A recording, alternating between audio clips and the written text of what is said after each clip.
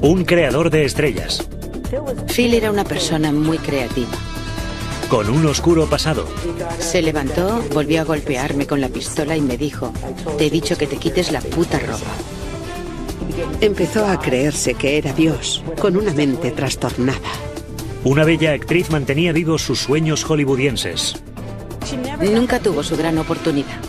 Un trágico final que dejaría perpleja a toda la ciudad de Los Ángeles. Dan por hecho de que es culpable. Los entresijos de la historia de un productor de éxitos de rock and roll y su famoso juicio por asesinato, hoy en Poder, Privilegio y Justicia.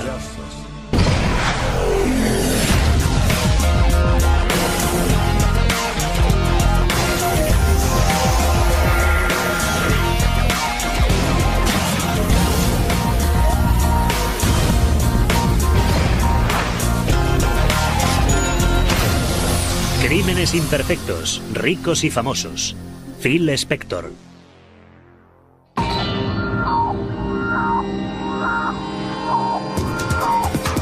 ¿Qué quiere comunicarnos?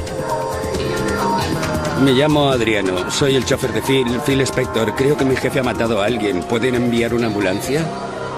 ¿Su jefe ha matado a alguien? Sí, señor. Tiene una pistola en la mano y hay una mujer tendida en el suelo.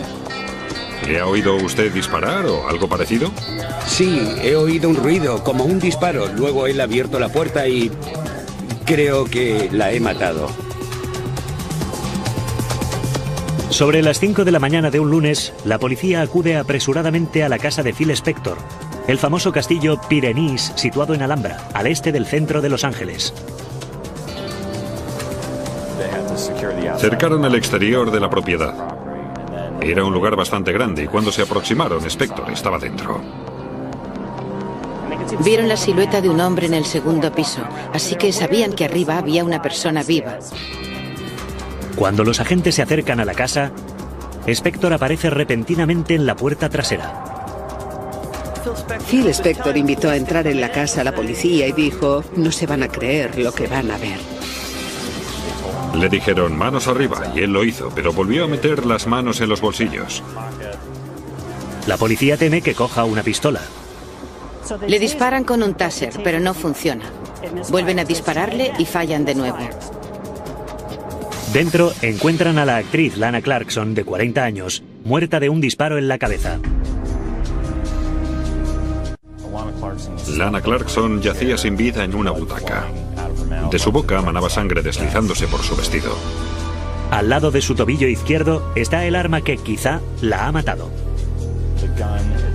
La pistola del suelo, un revólver de cañón corto, un Colt Cobra 38, parecía haber sido limpiada. Los agentes detectan que Spector, de 62 años, huele a alcohol y parece estar intoxicado. Ofrece una incoherente explicación de lo ocurrido. Phil Spector dijo que había sido un error, un accidente, que ella trabajaba en House of Blues y que podía explicarlo. Algo pasó. Él no era el responsable, pero estaba muerta y él lo lamentó por ella. Pero la escena del salón despierta sospechas. Había botellas de licor, velas. Estaba sonando incluso música suave. El ambiente era claramente romántico. Creían que podía tratarse de un crimen sexual, o simplemente de un encuentro amoroso que se había torcido. Y que ella no aceptó sus deseos, y él le disparó.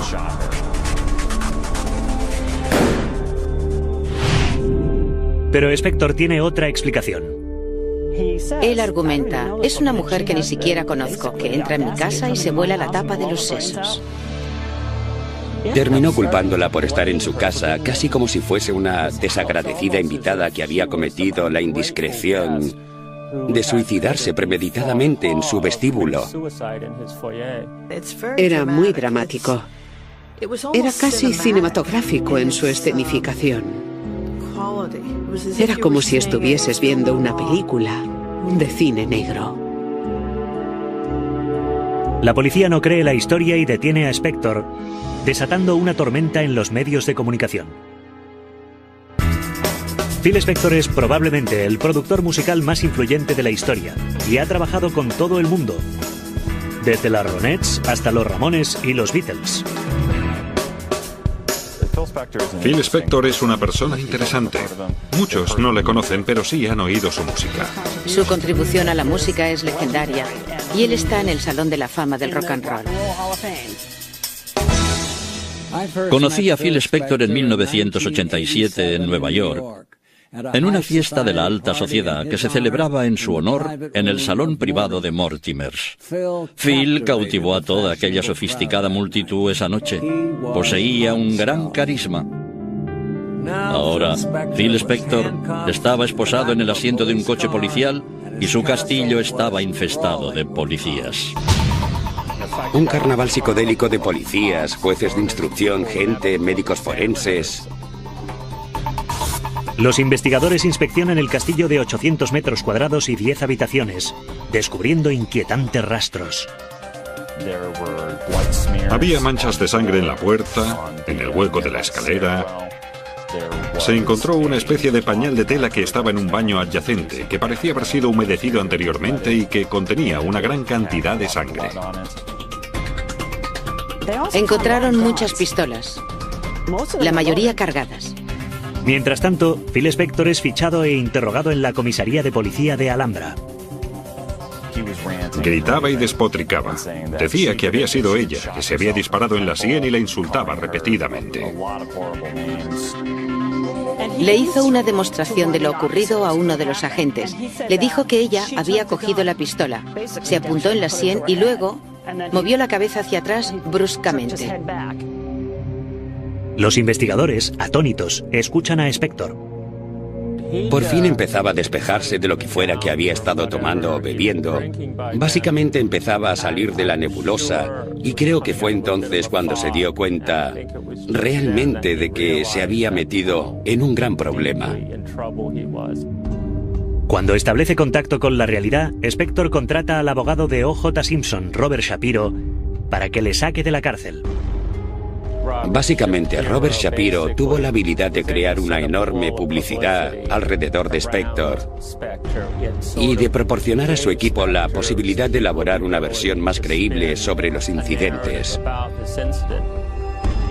No había testigos, y eso es siempre un gran problema. Normalmente asumes que lo ha hecho la otra persona, pero este no es el caso. La estrategia hace que Spector salga libre bajo fianza de $1 millón.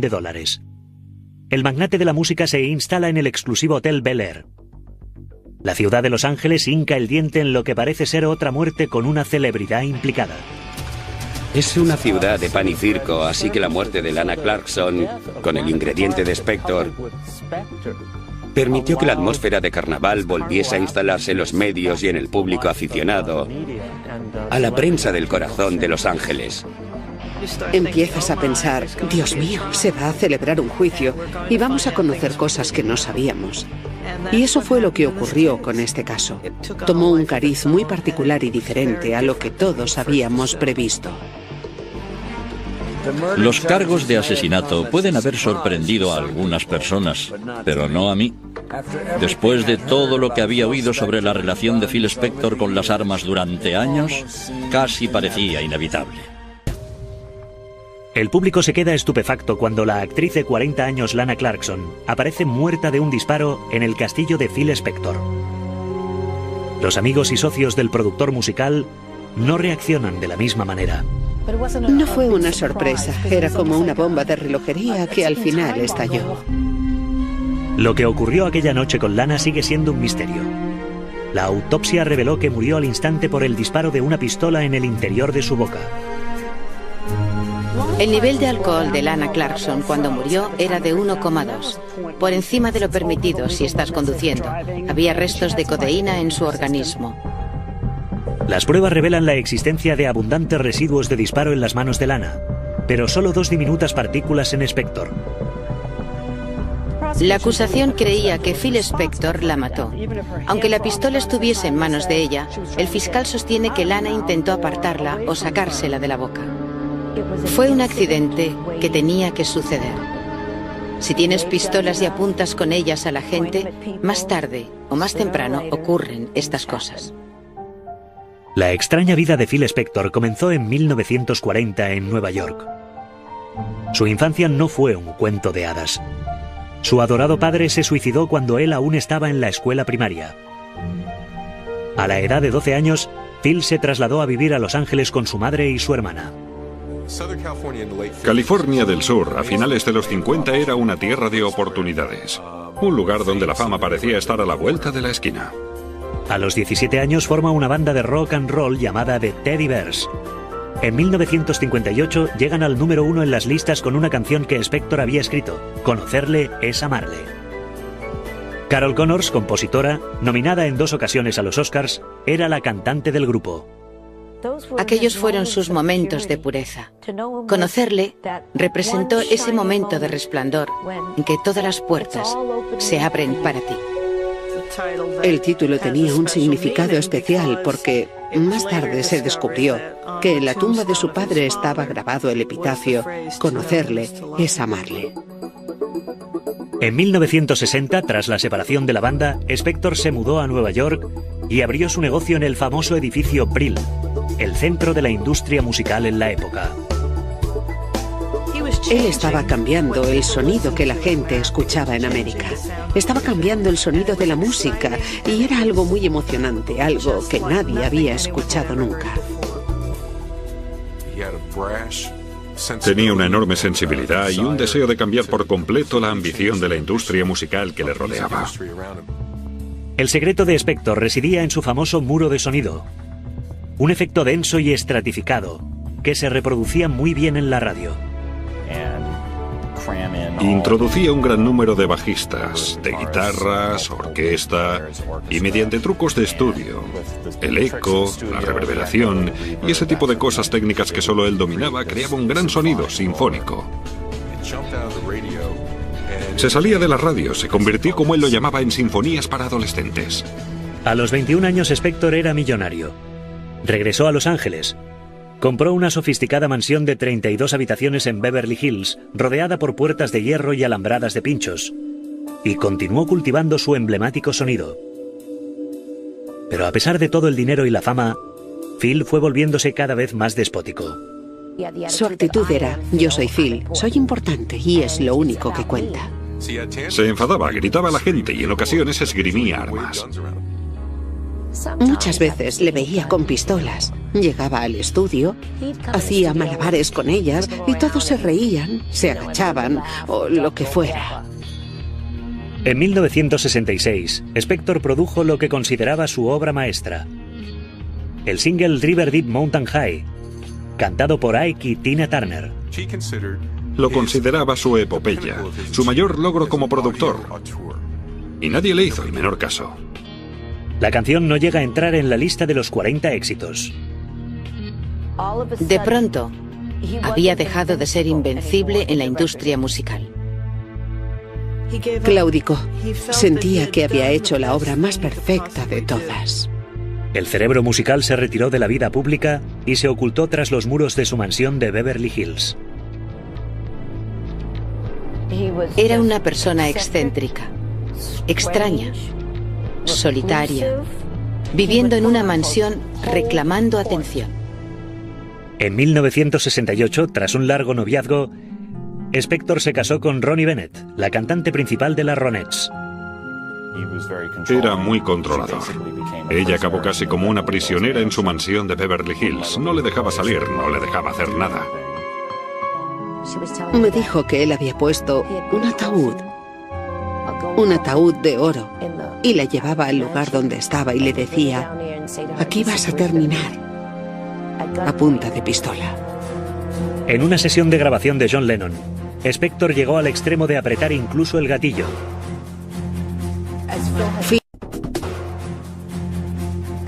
Phil tenía la pistola en la mano y le dice a John, no puedes decirme lo que tengo que hacer. Recuerdo que John se metió el dedo en el oído y le dijo, Phil, si vas a dispararme, dispárame, pero no me fastidies los oídos, porque los necesito. Recuerdo a Phil como una persona brillante, fascinante, pero a veces infundía miedo. Todo el mundo sabía en aquella época que había esgrimido pistolas delante de la gente.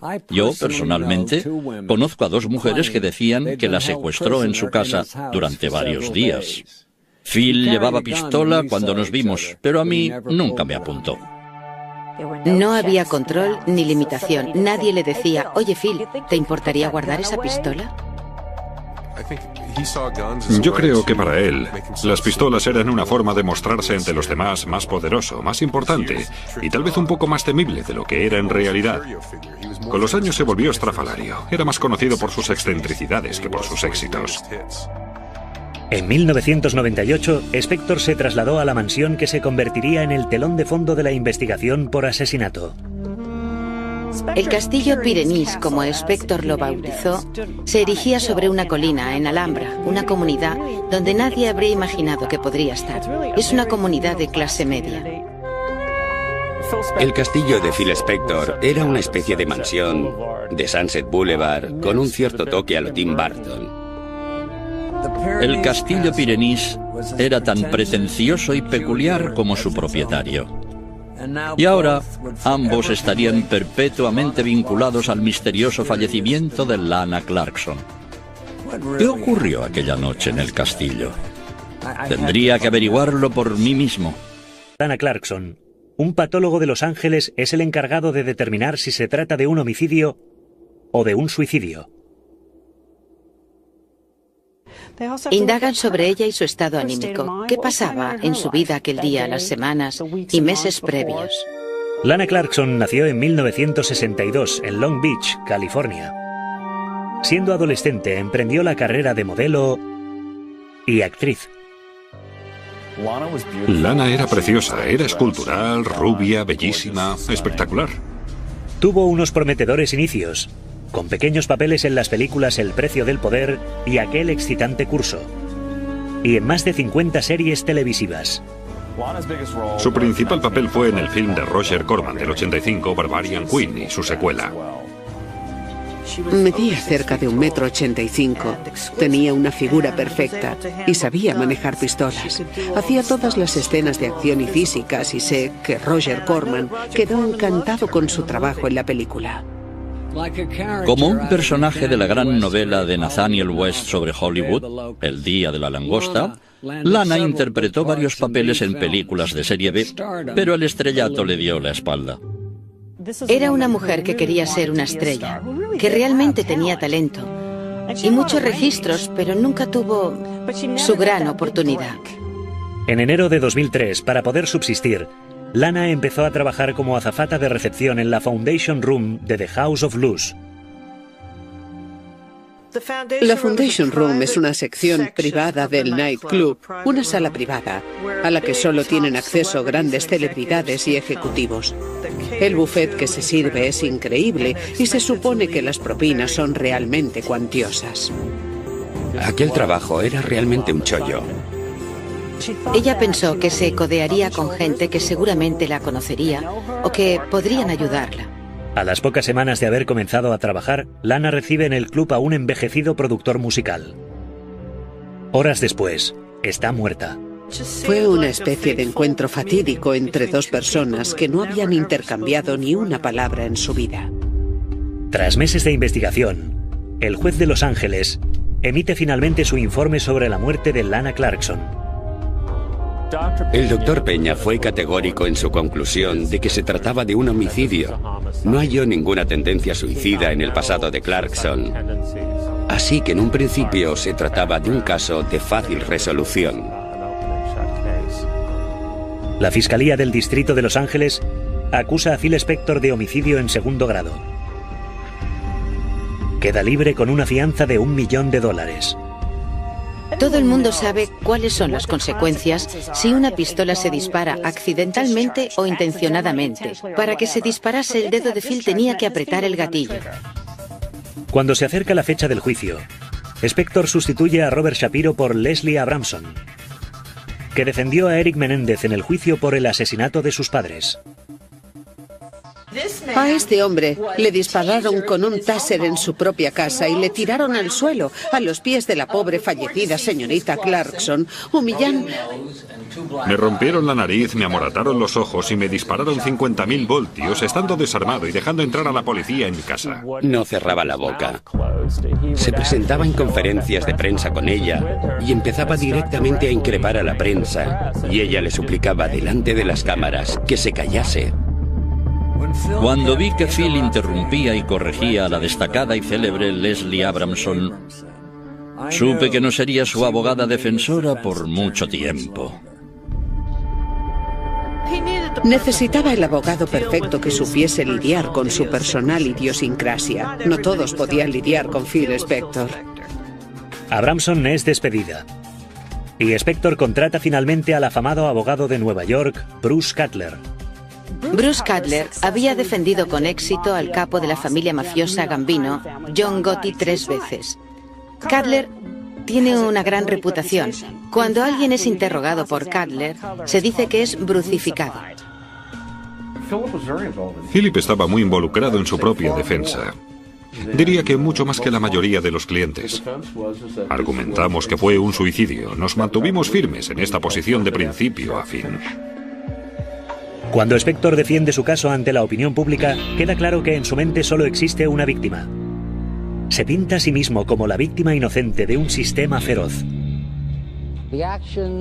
Las acciones del hitleriano fiscal del distrito y sus guardias de asalto para poder presentar cargos contra mí y evitar a toda costa que yo pudiese presentar mis pruebas y esclarecer la verdad son reprobables, desmedidas y despreciables. Una parte de mí no podía evitar pensar que, por muy difícil que fuese para él este periodo de su vida, en el fondo Spector disfrutaba de su vuelta al centro de la noticia tras varias décadas al margen. Mis maletas estaban preparadas. Era el juicio más cautivador desde el procesamiento de O.J. Simpson, y no quería perdérmelo por nada del mundo.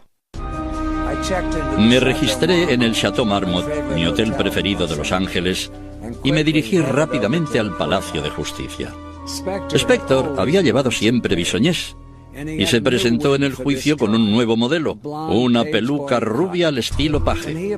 Todos los días acudía al tribunal del brazo de Rachel, su nueva esposa de 26 años, haciendo una entrada muy teatral. Silencio, por favor, señoras y señores. Gracias. El Estado está representado por el veterano fiscal Pat Dixon y por Alan Jackson, la estrella emergente de la oficina del fiscal. Las pruebas retratan a un hombre que el 3 de febrero de 2003 puso una pistola cargada en la boca de Lana Clarkson. Vamos a presentarles pruebas de la dilatada historia del acusado y de su violencia contra las mujeres. Una historia de violencia en la que hay armas implicadas. Vamos a presentarles al verdadero Philip Spector. La fiscalía esgrimió el argumento del sentido común. Hay 2 personas en una casa, una de ellas acaba muerta y la otra sale empuñando una pistola con las manos ensangrentadas. Todas las pruebas darán un profundo significado a las propias palabras del acusado, a su propia confesión. Creo que he matado a alguien.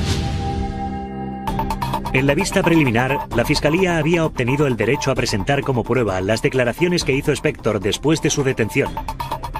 Sin embargo, en un movimiento táctico, Jackson no menciona las declaraciones de Spector. Aquello echó por tierra la exposición de Cutler. La Fiscalía decidió no utilizar ninguna de las declaraciones que hizo Spector el día de su detención, porque algunas de ellas apoyaban las tesis de la defensa. La defensa podía hacer subir al estrado a Spector y que la Fiscalía le interrogase. Toda la exposición inaugural del equipo de la defensa se basa en el contenido de esas declaraciones. Y ahora, en la vista pública, se ven obligados a improvisar. Ahora, al menos para mí, todo ha cambiado drásticamente. Así que me siento con el culo al aire. Fue sorprendente, imprevisto. Pidió una suspensión y se aplazó hasta el día siguiente. No sé cómo... Después de los titubeos de Cutler, la defensa se recompone y expone su teoría del suicidio. El argumento de la defensa era que una mujer profundamente neurótica había aceptado una invitación para ir a tomar una copa con Phil Spector, y al ver el arma en casa de Spector, la cogió y repentinamente se disparó. La historia de la defensa me pareció poco plausible desde el principio. Se quedaban sin argumentos y el juicio acababa de comenzar. Durante un receso, me dirigí al servicio de caballeros. No había nadie, salvo un sujeto de pie frente al urinario central. Era Spector. Tenía abierta su levita de estilo eduardiano y había separado las solapas hasta tapar a medias los dos urinarios de los lados, haciéndolos impracticables. No tuve el valor de pedirle que retirase su abrigo para liberar un urinario, y tampoco me apetecía orinar a su lado. Así que aguardé mi turno en silencio detrás de los lavabos. Después se remangó cuidadosamente las mangas y se enjabonó y frotó concienzudamente las manos con agua muy caliente, como he visto hacer a los germenófobos después de estrechar las manos de alguien. Cuando se estaba secando las manos con una toalla de papel, advirtió por primera vez mi presencia. Ya en las pruebas testimoniales, los fiscales llaman a declarar a varias mujeres que describen un patrón similar de encuentros violentos con Phil Spector. En ese momento levantó la mano derecha, la que empuñaba el revólver. Me golpeó en un lado de la cabeza y me dijo: te he dicho que vuelvas de una puta vez a la casa y que te quites la puta ropa. Ya no llevaba el rifle. Me apuntó con un arma a la cara, una pistola. Pudo haber sido romántico, pero lo hizo a punta de pistola. Deseaba violarme. Llevaba un arma en la mano, cogió una silla, la puso delante de la puerta y me dijo que no iba a ir a ninguna parte. Se acercó a mí, me puso el arma delante de la cara a pocos centímetros entre los ojos y dijo: si intentas irte, te mato. Todas las mujeres contaban que Spector no les había dejado marcharse cuando ellas habían querido, que iba bebido y que al ser rechazado sacaba un arma y les apuntaba a la cabeza. Cutler comienza un interrogatorio muy agresivo, pero sus maneras bruscas al estilo neoyorquino no encajan en Los Ángeles. Se ha formado usted una opinión. Disculpe. Una opinión. Disculpe, señor Cutler.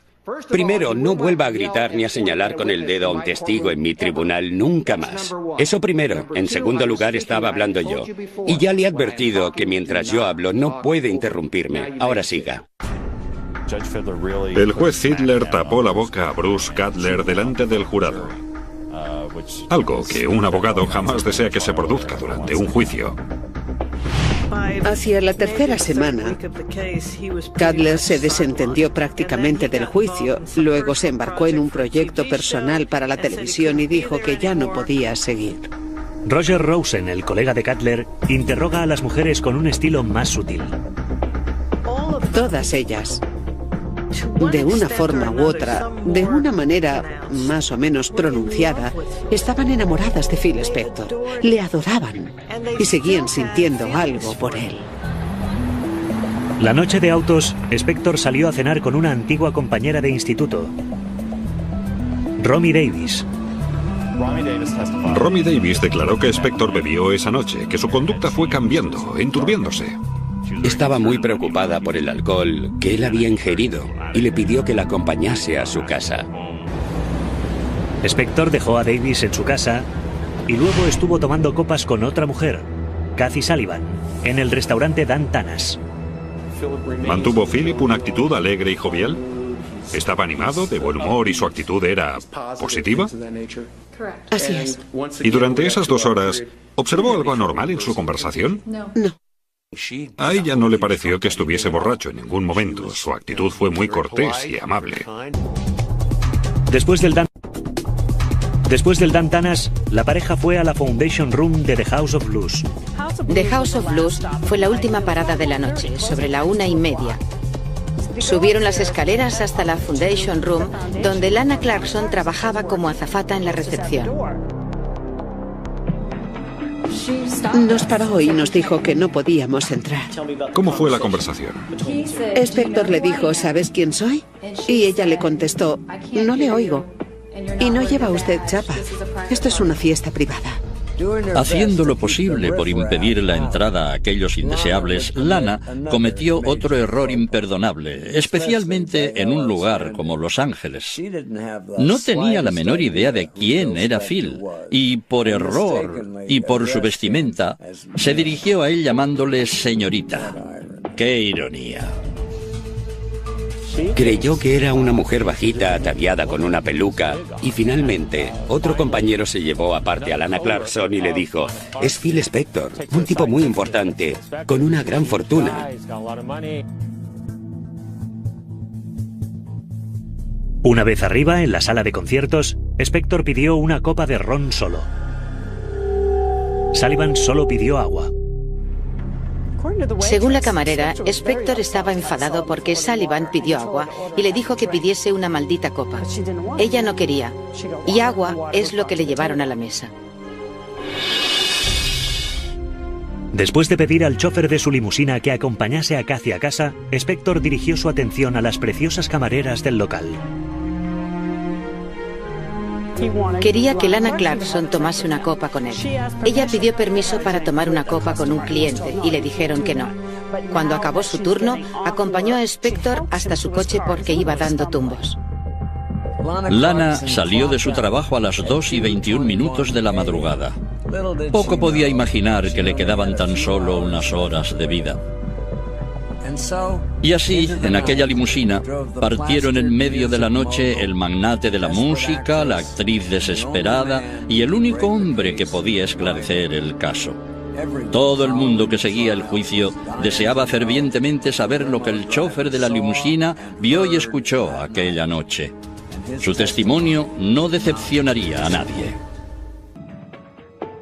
A medida que avanza el juicio por asesinato contra Phil Spector, el otrora confiado acusado comienza a sentir la presión. Cuando nos cruzamos en los pasillos del Palacio de Justicia, estaba claro que Phil había dejado de hablarme. Los gestos con la cabeza y los saludos desaparecieron. Su esposa Rachel adoptó la misma postura distante. Supongo que se dieron cuenta de que yo no era partidario de la absolución. El testigo más esperado en el juicio por asesinato de Phil Spector, el conductor Adriano de Sousa, es llamado finalmente a declarar. Adriano de Sousa era la persona que había estado con Spector desde el principio de la noche y estaba allí cuando se produjeron los hechos. El exoficial del ejército brasileño declara que Lana acompañó a Spector desde The House of Blues hasta la limusina. La invitó a ir al castillo. ¿Cuál fue su respuesta? Al principio dijo que no, pero él insistió: vamos al castillo. Dijo que la señorita no quería ir a casa de Spector, lo aseguró. Pero finalmente cambió de idea y fue. Lana Clarkson le dijo: bueno, solo será una copa. Spector le dijo gritando: no hables con el conductor. ¿Estaba bebido? Sí. ¿La señorita Clarkson lo estaba? No. De Sousa cuenta al tribunal que Spector y ella se sentaron en la parte de atrás a ver una película clásica, Corazón de hielo. Llegaron al castillo alrededor de las 3 de la mañana. El chofer volvió al coche pensando que sería poco tiempo, puesto que Lana Clarkson dijo que sería un instante. Un poco antes de las 5, De Sousa dice que oyó un disparo. ¿Y qué pasó? Oí un ruido, una detonación. Minutos después, Spector sale del castillo. En ese momento el señor Spector llevaba el arma en la mano. ¿Le dijo algo el señor Spector? Sí. ¿Qué le dijo? Dijo: creo que he matado a alguien. De Sousa pudo ver entonces el cuerpo de Lana Clarkson. Sus piernas, la sangre. Rápidamente vio la situación. Dedujo que estaba muerta. Se asustó. Estaba realmente afectado. La declaración de Sousa parece sentenciar definitivamente a Spector. Pero el abogado defensor Brad Brannon trata rápidamente de desmontar su testimonio. En parte la estrategia de la defensa fue decir que Adriano de Sousa no entendía bien el inglés y que no entendió las palabras del señor Spector. La defensa arguyó que Spector pudo haber dicho: creo que alguien se ha matado. De Sousa mantiene el tipo durante el intenso interrogatorio. De Sousa se mostró como un testigo muy creíble. A falta de huellas dactilares en la pistola, los forenses y los investigadores médicos se inclinan en su declaración por la tesis del homicidio. Otra persona, Nolan Clarkson, había puesto el arma en su boca y había disparado, causándole la muerte al instante. La fiscalía muestra entonces la chaqueta que Spector llevaba la noche del crimen y la presenta como prueba. No tenía mucha sangre. De hecho, no había sangre visible. Solo mediante el uso de ciertos agentes químicos durante los análisis forenses fueron capaces de revelar la existencia de pequeñas manchas de sangre en el abrigo, en la manga del abrigo. Un experto en salpicaduras de sangre declara que la ubicación de las pequeñas manchas de sangre sitúan a Spector al lado de Lana, cuando el arma fue disparada. A menos de 1 metro del rostro de la señorita Clark, ¿es correcto? Sí. Parece el golpe definitivo a favor de la fiscalía. Pero ahora es el turno de la defensa, y están a punto de enjuiciar a la propia Lana Clarkson. Pasaba por un momento financiero delicado, ¿es correcto? Sí, ¿Con dificultades para alimentarse? sí. Cuando se habla de alguien en boca de terceros y la persona aludida ya no está, nunca se sabe dónde puede acabar un juicio. No estaba casada ni tenía hijos. No. Y su carrera no iba como ella esperaba por aquel entonces. Así es. Se estaba haciendo mayor. Sí. Para mí, la estrategia defensiva de culpar a la víctima es casi como volver a asesinarla una segunda vez. Habiendo yo experimentado el fracaso en Hollywood en una etapa de mi vida, comprendí la clase de depresión que podía sentir Lana Clarkson. Durante aquellos años sufrí profundamente las humillaciones y los desprecios con los que suele venir acompañado el fracaso. Sentí la tentación de tomar pastillas o arrojarme a las vías del tren, pero algo me detuvo siempre. Yo no creo que Lana acabase con su vida.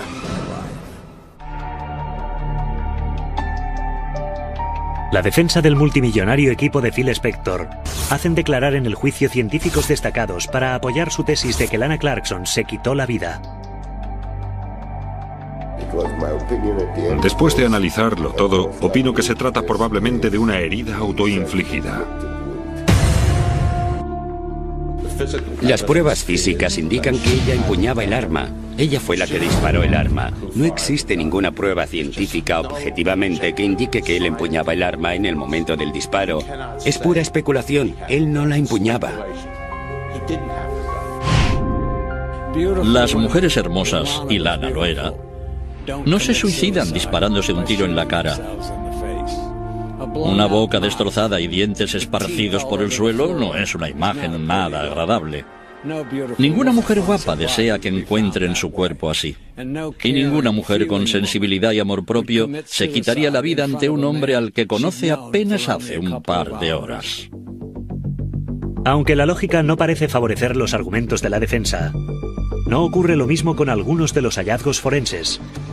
La prueba más importante era el abrigo de Phil Spector.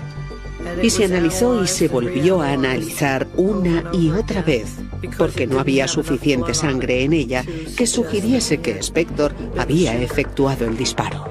Dijeron que era imposible que estuviera a 1 metro de distancia. Los expertos de la defensa parecían decir que Spector se encontraba al otro lado de la habitación, que presenció el hecho pero no participó. La defensa se centra también en el estado de ánimo de Lana. Los amigos de Lana declararon que bebía en exceso, que se sentía deprimida por el desarrollo de su carrera, porque tenía 40 años y porque no se había casado. La defensa presentó algunas cartas y correos electrónicos muy convincentes y reveladores de Clarkson a sus amigos, diciendo que se encontraba al borde del abismo, que no podía continuar. Cuando concluimos nuestra defensa, quedó bastante claro que era una persona muy angustiada. Tristemente, muy angustiada. Estaba bajo la influencia del alcohol y la gente hace cosas estúpidas de las que se arrepiente inmediatamente. Parece que fue un impulso estúpido. Solo eso.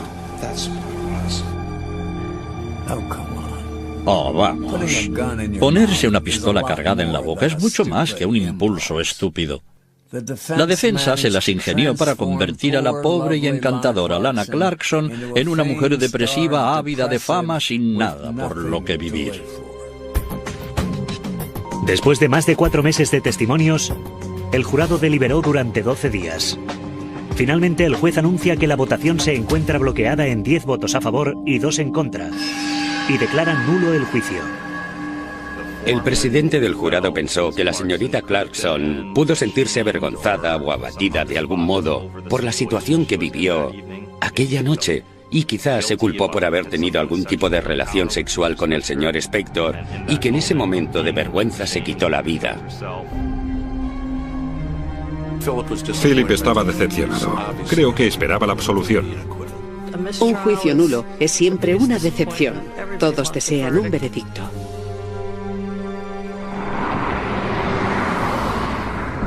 Trece meses más tarde, el 29 de octubre de 2008, se inicia un segundo juicio. Alan Jackson sigue siendo el fiscal principal. El panorama de la defensa había cambiado radicalmente. Phil Spector iba acompañado de un solo letrado, Doron Weinberg, un abogado de San Francisco.